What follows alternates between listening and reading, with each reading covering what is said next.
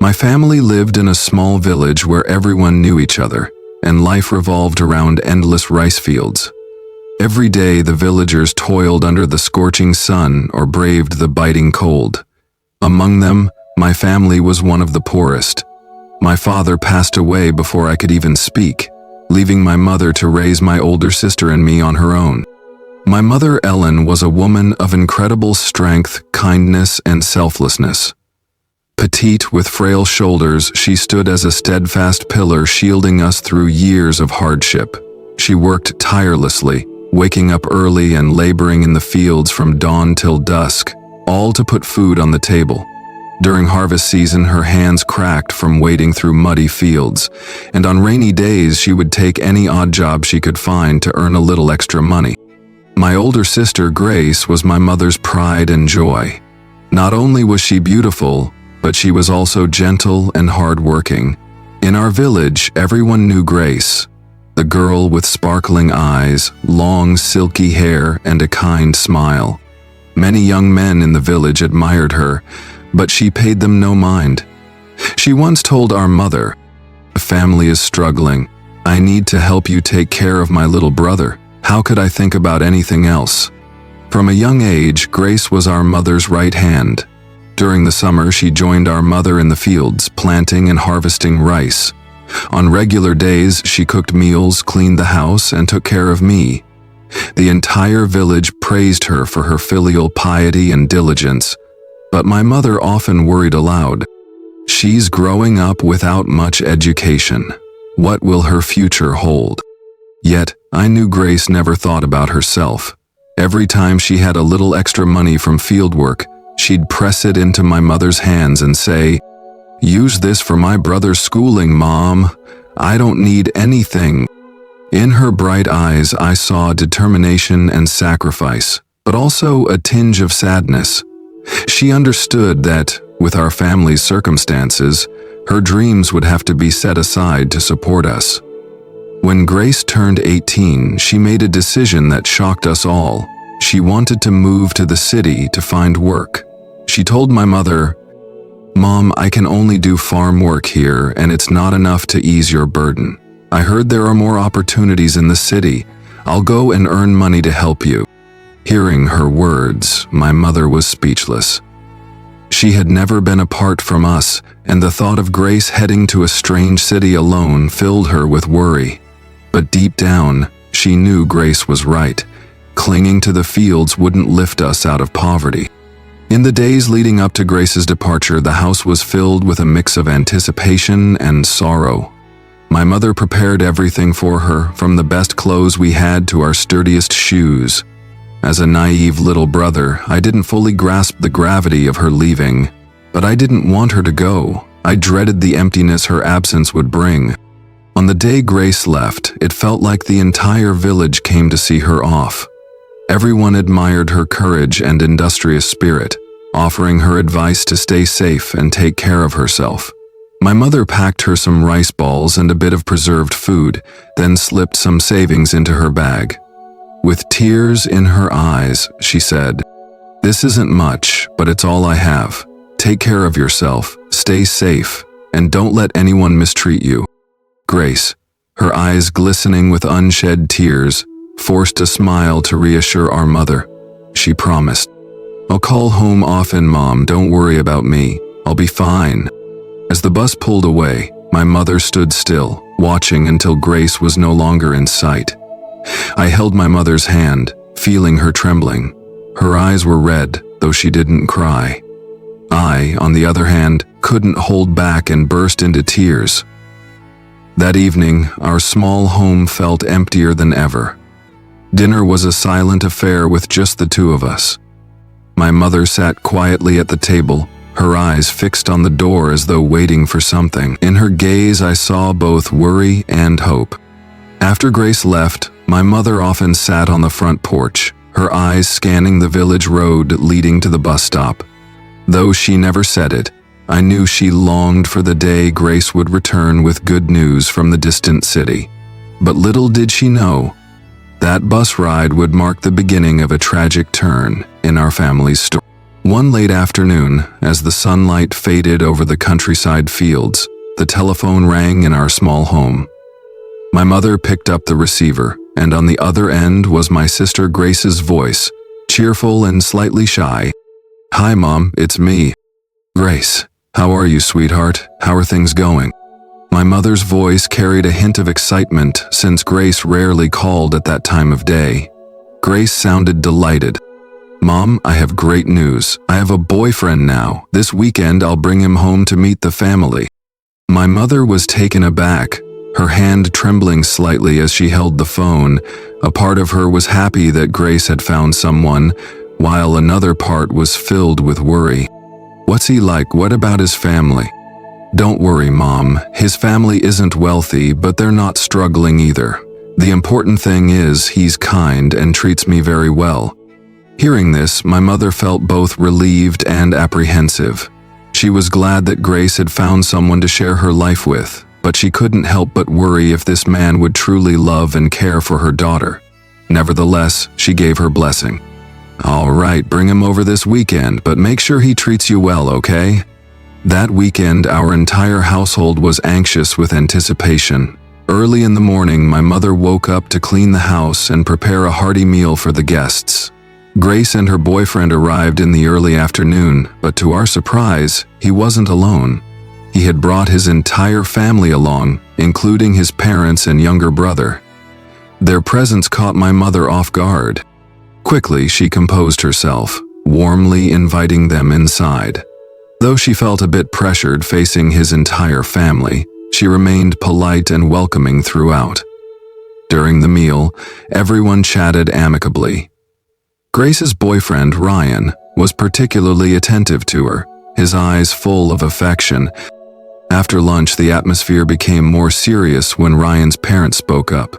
"Ma'am, we came here today to discuss something important. Our children have been seeing each other for some time now. We even consulted a fortune teller who said their signs are very compatible. If possible, we'd like to propose they get engaged in 2 months." Their unexpected proposal left my mother momentarily stunned. She hadn't expected things to progress so quickly. Sensing her hesitation, Ryan's parents continued. "What do you think? Both of them are mature and responsible. We believe having the wedding this year would be ideal."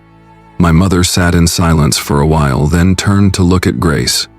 Catching Grace's steady gaze and soft smile, she seemed to understand that Grace had thought this through. "If they truly love each other, I have no objections. But isn't 2 months a little rushed?" Grace answered confidently. "Don't worry, Mom. Ryan and I have been together for 3 years. I'm sure about this decision." With Grace's firm assurance and the sincerity of Ryan's family, my mother nodded in agreement. 2 months later, Grace's wedding was celebrated in grand style in our village. That day, she wore a stunning red dress, her hair elegantly styled. She looked radiant, like a flower in full bloom. Everyone who saw her couldn't help but admire her beauty and grace. Friends, relatives, and neighbors filled the house with laughter and cheer, all sharing in Grace's joy. As she stepped onto the stage, holding Ryan's hand before both families, her eyes sparkled with happiness. During the ceremony, Ryan took her hand and addressed my mother in front of everyone. "From now on, not just Grace, but you and her brother are my family too. I promise to share the burdens and take care of everyone alongside Grace." His heartfelt words moved my mother deeply, though she still carried a vague sense of unease. Seeing Grace's joy reassured her for the moment. She could only hope that Grace's future would be filled with love and peace. That night, when the lights from the wedding decorations finally dimmed, my mother sat quietly in the small kitchen. Under the flickering light of an old lamp, she let out a soft sigh, part relief, part worry. In her heart, she couldn't shake the question, would Ryan truly fulfill the promises he made today? Still, despite her concerns, she prayed for Grace's happiness. From that moment on, Grace was no longer just her daughter, she was now a wife and a part of someone else's family. The early days after moving into her husband's home, Grace tried her best to adjust and fulfill her role as a daughter-in-law. She worked tirelessly, managing everything from small chores to larger responsibilities. But her in-laws paid little attention to her efforts. They saw her as an outsider, constantly criticizing her and pointing out her mistakes. If she made even the slightest error, her mother-in-law would coldly scold her, while her good deeds went unnoticed. At first, her husband Ryan still showed her some care, but everything changed when she told him she was pregnant. Ryan grew distant, often coming home late and barely speaking to her. Grace tried to endure it all, convincing herself that things would improve once the baby was born. But one day she discovered a painful truth. Ryan was having an affair. He didn't even bother to hide it and cruelly declared, "You're pregnant, so just stay home and deal with that. I don't have to stick around for you." His words cut deep, like a knife to her heart. In the days that followed, Grace lived in humiliation, unable to share her pain with our mother or me. She silently endured as her pregnancy progressed, her spirit withering under the weight of her suffering. That winter, Grace gave birth to a beautiful baby girl during the bitter cold. She hoped the child's arrival would bring her some joy, but reality was far more cruel. After the birth, Grace had to care for the baby entirely on her own, with no help from her in-laws. Her mother-in-law constantly berated her, claiming she didn't know how to care for a child. Ryan remained indifferent, acting as though Grace and the baby didn't exist. Grace endured both emotional and physical abuse. When Ryan was angry, he hurled cruel words at her and sometimes resorted to violence. She became like a shadow in that house, quietly bearing the pain of her body and soul. When my mother heard that Grace had given birth, she visited her in-laws several times, begging to bring Grace home to care for her. My mother, her voice trembling, pleaded, "She just gave birth, and she's so weak. Please let me take her home for a few months to recover. I promise she'll return once she's well." But Grace's in-laws refused every time, insisting she needed to stay and learn her responsibilities as a mother. Things reached a breaking point on a freezing night at the end of the year. Grace's baby girl had just turned 1 month old. That evening, my mother was preparing dinner when the phone rang. A neighbor from Grace's village spoke urgently. "Ma'am, you need to come here immediately. Grace is missing. People say she went to the riverbank, but now no one can find her." My mother nearly dropped the phone in shock. She called me and we rushed to Grace's house as fast as we could. When we arrived, the scene was heart-wrenching. None of Grace's in-laws seemed worried or were organizing a search. They coldly claimed that Grace had run away and even insinuated that she might have run off with another man. Their words were like daggers to my mother's heart.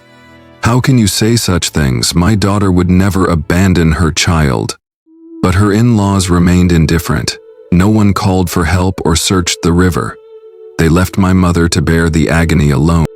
Determined not to give up, my mother hired divers and organized a search along the riverbank.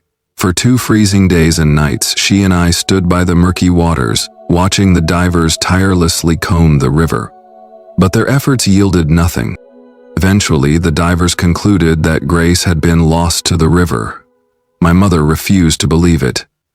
She sold nearly everything we owned to continue the search for weeks, but hope faded with every passing day, and in the end, the search came to a heartbreaking halt.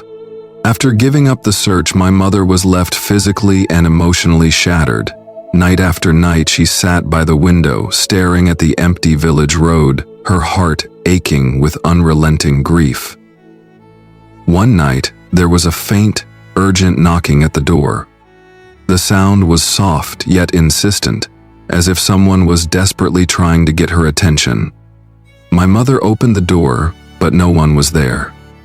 Only the cold wind rushed in, carrying an eerie, chilling sensation. In the nights that followed, my mother began to dream of Grace. In these dreams, Grace stood at the door, her eyes brimming with tears, her voice choked as she cried out, "Mom, help me, I'm so cold. Please, Mom." The same dreams haunted me as well. Both my mother and I saw Grace in our sleep, knocking on the door and sobbing. But the strange occurrences didn't stop there. Unexplainable events began happening in our home. The water in our well turned a rust-red color, resembling blood.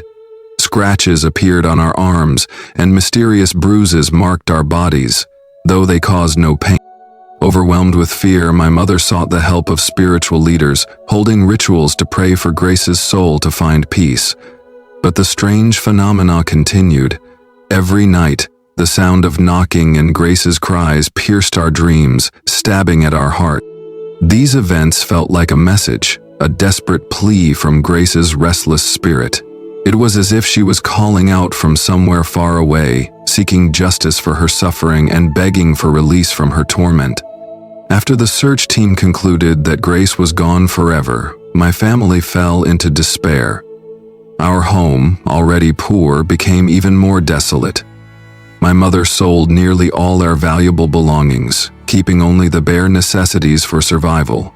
Every penny had gone into searching for Grace, and in the end, all that remained was hopelessness.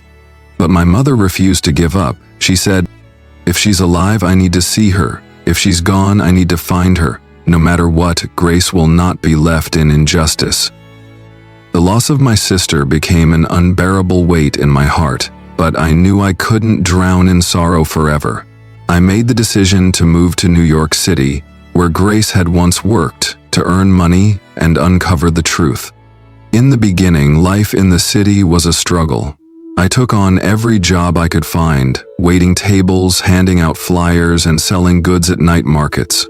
The money I earned was meager, but I saved every cent to send back to my mother and to fund my search for information about Grace. Many nights I slept just a few hours, and there were days when exhaustion overtook me and I collapsed at work. Despite everything, a faint hope flickered in my heart. I kept telling myself that as long as I didn't give up, one day my mother and I would learn the truth. Grace's in-laws completely abandoned their responsibility toward her child, yet they refused to let my mother take custody of her granddaughter. Every time my mother visited to ask for the child, they drove her away with harsh words. Determined, my mother filed a lawsuit to gain custody of the baby.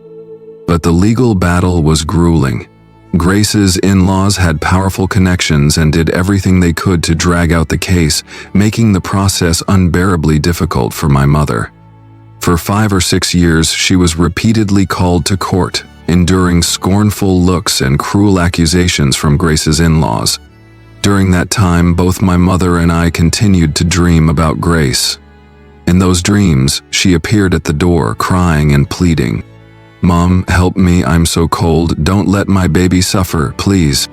Those dreams became our driving force.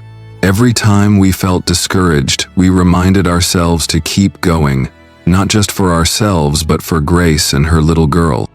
My life in New York gradually stabilized when I found a job in an office. There, I met Hannah, an older coworker with a kind face and a perceptive gaze. Hannah often asked about my family and life, showing genuine care. One day, during a conversation, she looked at me intently and said, "You've lost someone close to you, haven't you? Someone who vanished, whose body was never found. Their spirit hasn't moved on. They're carrying a great injustice." Her words sent chills through me. How could she possibly know that? I had never told anyone about my family's story. Hannah invited me to coffee, saying she wanted to share something important. When we met, she began describing Grace in astonishing detail, from her appearance to her personality and the suffering she had endured. Her voice was heavy with emotion as she explained. Grace suffered abuse while living with her in-laws. On the day she disappeared, she was severely beaten. She ran to the banks of the Hudson River in pain, but encountered a drug addict. He assaulted her, but the worst pain came when her husband witnessed it all and turned his back on her cries for help. He walked away, leaving her to her torment. Broken in body and spirit, Grace took her own life. I sat there frozen, tears streaming down my face. Hannah's words were like daggers to my heart. How could a stranger know all of this? Hannah reached for my hand gently and said, "She's still here, always watching over you and your mother. She wants you to know the truth and to help her find justice." A week later, Hannah invited me to her home. She asked me to sit quietly and close my eyes. She began chanting softly, calling out Grace's name. Suddenly, my younger cousin, who was living with me, began trembling. Her eyes went blank, and then, without warning, she burst into tears. The voice that came from her was not her own. It was Grace's. "I'm in so much pain, I've been wronged."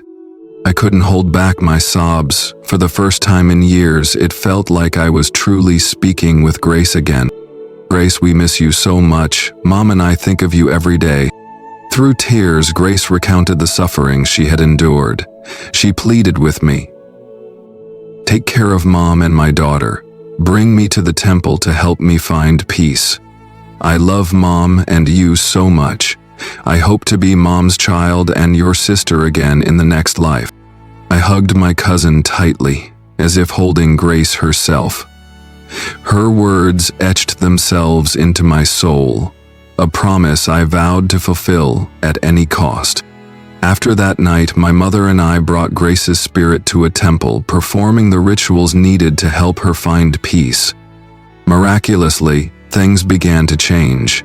The custody case for Grace's daughter progressed smoothly, and the court granted my mother full custody of her granddaughter. When my mother held the little girl in her arms, she wept uncontrollably. Through her tears, she seemed to speak to Grace. "Grace, don't worry anymore. I'll raise your daughter with love and care." From that day forward, the strange occurrences in our home ceased. I believe Grace finally found peace and could rest after all the suffering she had endured. The day we brought Grace to the temple, my mother carefully prepared offerings, vegetarian dishes, incense, candles, and paper clothing to burn for Grace. She said that even though Grace was no longer with us, she wanted her to have everything she needed in the afterlife, free from hunger and cold. The sky was bright and clear that day, but my mother and I carried heavy hearts. Standing before the grand altar in the temple's main hall, my mother couldn't hold back her tears. Kneeling with trembling hands clasped together, she tearfully prayed, "My dear Grace, if this life brought you suffering, I pray that your next one will bring you happiness. I am so sorry we couldn't protect you. May you find peace and no longer feel pain. I love you, Grace." The steady sound of the wooden bell and the chanting of the monk blended with the rising incense smoke, creating a solemn atmosphere. I felt the air grow still, as if Grace herself was there, silently listening to our prayers. After the ceremony, the monk turned to my mother and softly said, "Your daughter has endured great injustice, but today your sincere prayers have reached her. Rest assured, she will find peace and be freed from her suffering." Hearing this, my mother broke down in sobs. For the first time in years, it seemed like she had finally let go of part of the burden in her heart. I stood beside her, gripping her hand tightly, feeling a sense of relief I hadn't felt in so long. A week after we brought Grace to the temple, my mother received news from the lawyer handling her custody case for little Lily. The court was set to issue a final decision soon. Though my mother was drained both financially and emotionally, she never gave up. She told me, "If I can bring Lily home, it will feel like having a part of Grace back. I won't let her suffer as her mother did." On the day of the verdict, my mother and I arrived at the courthouse early, our hearts weighed down with worry. When the judge finally declared that my mother would have full custody of Lily, we both burst into tears. My mother couldn't speak, only clinging to me as tears streamed down her weathered face. The day we brought Lily home, my mother wore her best outfit and cooked a small pot of porridge, a simple but heartfelt gesture to welcome her granddaughter into our home. Lily, still too young to understand, gazed at my mother with innocent eyes. My mother held her tightly, her voice trembling. "From now on, you'll stay here with Grandma. I'll take care of you in place of your mother." As the days passed, I saw a change in my mother. Though life was still hard, Lily's presence brought light back into our home. Her laughter and joy chased away the shadows of sorrow that had lingered for so long. Not long after we welcomed Lily, news of Grace's in-laws began to trickle back to us. I heard from villagers that their business had failed, leaving them in significant debt. They were forced to sell their grand home and move to a cramped space on the outskirts of town. As for Grace's ex-husband, the man who had been so cruel and indifferent, karma found its way to him too. Less than a year after Grace's passing, he remarried, but the marriage was unhappy and his new wife left him, unable to endure their struggles. The cruelest blow for him came with the realization that he couldn't have children. Each time I heard these stories, I thought of the saying, "You reap what you sow." Yet I no longer harbored anger toward Grace's in-laws. Their suffering was punishment enough for their actions. My only hope was that Grace, wherever she was, knew we had done everything in our power to protect Lily and that she could finally rest in peace. From the day we brought Grace to the temple and Lily into our home, peace began to return to our family. The haunting dreams that had plagued my mother for years stopped. She no longer heard the knocking or Grace's cries in the night. The mysterious bruises and scratches on our bodies disappeared completely. My mother believed these changes were a sign that Grace had finally been freed from her pain and could move on. Instead of sitting silently on the porch, lost in thought, my mother became busy caring for Lily. Lily grew up surrounded by love. She was bright, cheerful, and full of life. Her laughter became the medicine that healed the wounds in our hearts. Every afternoon, she would run around the yard calling for my mother and me to join her. Even in her old age, my mother seemed to grow younger, her face lit up by a gentle smile as she held Lily close. Each time I looked at Lily, I thought of Grace. In her innocent eyes and radiant smile, I saw a piece of my sister, as if she were still here watching over us. I made a silent vow to give Lily the best life possible, fulfilling Grace's wishes. Now, when I sit by the window at night, gazing at the stars, I reflect on everything our family has endured. From losing Grace to the injustice she suffered, and finally to the long fight to bring Lily home, it all felt like a nightmare. But through it, I learned one undeniable truth. Karma is real. Grace's in-laws, who showed such cruelty and indifference, eventually faced their reckoning. Their losses and suffering were reminders that no evil deed escapes justice. But more importantly, I realized that goodness and perseverance are always rewarded. Despite our struggles, my mother's kindness and resilience brought us a life filled with love and hope. Grace's story isn't just one of pain and loss. It's also a testament to the power of love, sacrifice, and faith in justice. Even though Grace is no longer with us, the love she left behind continues to inspire us to live better lives. Lily is now the future of our family. I tell her stories about her mother, a strong, loving woman who gave everything for her family. I want Lily to grow up proud of who her mother was and to understand that she is part of a journey filled with tears, but also hope. Life is full of challenges, but I believe love will always guide us through the darkness to find the light. Whenever I think of Grace, I remember her final words from my dreams. "Live well, take care of Mom and Lily for me. I love you both." These words are etched in my heart, a source of strength as I move forward.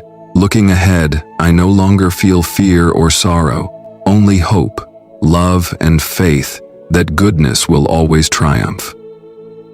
Grace's story is not just a painful memory, but a profound lesson about family, love, and the balance of karma in life. Through loss and grief, our family found peace, and it was love, perseverance, and faith in goodness that made it possible. If you've been touched by Grace's story, leave a comment and share your thoughts. Don't forget to like, subscribe, and turn on notifications to hear more meaningful, heartfelt stories in the future. Thank you for listening, and we'll see you in the next video.